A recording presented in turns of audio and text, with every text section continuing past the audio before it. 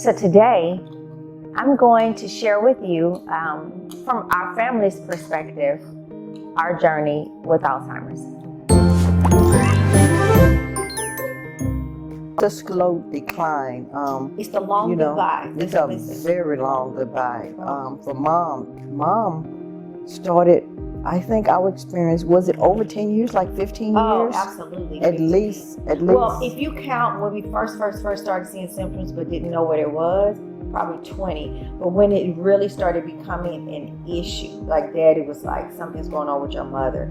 You need to come home. Yada, yada, yada. It had spanned almost 10 years by then.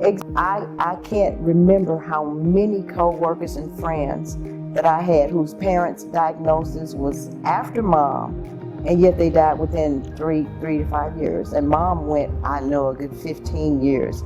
That long road. Her last few years were in bed. At least two. I think it was more than that. Yeah. She used to get in and out of the bed, but she came fully bedridden maybe the last two. Mom stopped walking in summer of 2008. I'll never forget that one. She actually stopped walking in 2008. She forgot how to walk in 2008. Because the limbs and stuff is still, it looked like everything should be working, but it doesn't. The brain. Well, first we started trying to do the medication route, if you remember that. Mm-hmm. First we tried to medicate. I know the medications. We put Mom in the mental hospital in Brentwood to get her stabilized to diagnose her properly. Because we thought that was the right thing to do with the cocktail, and so we were going with the medicine route of the doctors, and realized that didn't work. I mean, she took the medicine, but she was a zombie. And we're like, now that is no quality of life, to see your loved one, the lights is on, nobody is home. I mean, to sit in one spot and don't move, just no life whatsoever. And we knew our mom as a woman of life, and just to see her zombied out like that, we made a decision, take her off the medication. We'd rather deal with it in a different way. And we did. Mom was very mobile still, but very dangerous to herself.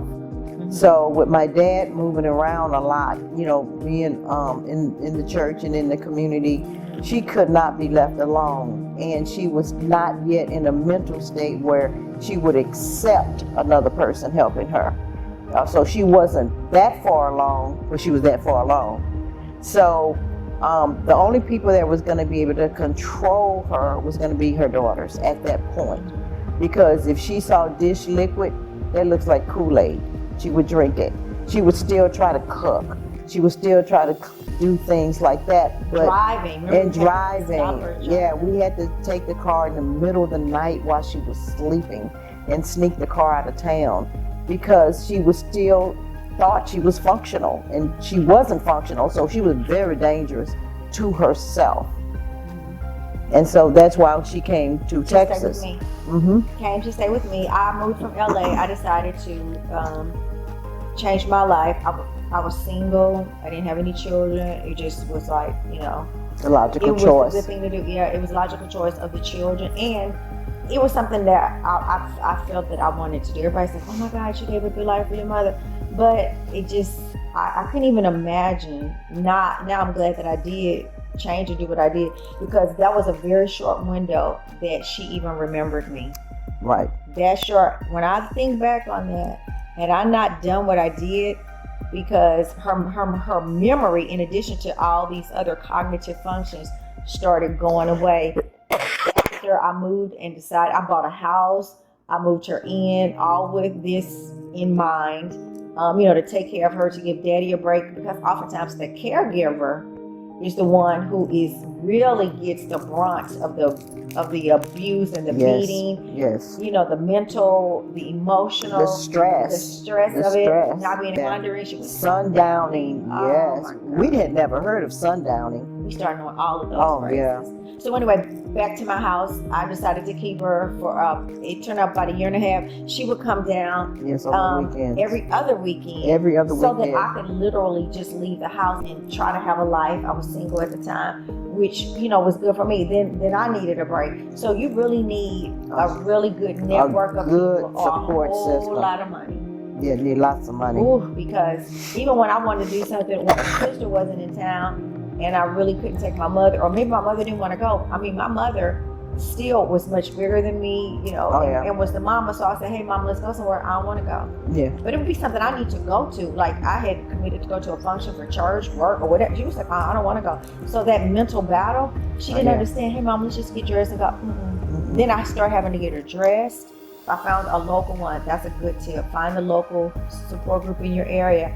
And they gave me some little business cards that when you're out, you can hand them to, you know, very discreetly to like the waiter or to somebody that you're with. So it says something like, my loved one has Alzheimer's, direct all questions to me, because my mother would say things. Oh, very inappropriate. Yeah, to people. She would say things that weren't true. She would order stuff that I knew she couldn't have or that we didn't need or want. And the person would be confused because, again, your loved one looks completely normal. They're not looking like something's wrong. So I would hand them the card and just kind of give them a nod like, do you understand? And then that helped me to kind of navigate through life. That was a good tip. Enjoying this video? Well, please take the time to hit the subscribe button and don't forget to click the bell right next to it so you'll be alerted of all my new videos. Thank you. One thing that helped me to cope with my mother having Alzheimer's was to think of it in a positive way. And that positive way was, for example, for her birthday. I would come in and say, happy birthday, Mama. And she was like, it's my birthday. And she'd be so happy.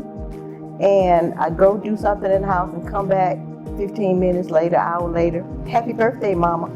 And her joy would genuinely be happy all over again. And so I decided I could just make her happy all the time because her memory was so short. She stayed in the happy mode. That one, she's not going to remember any bad experience.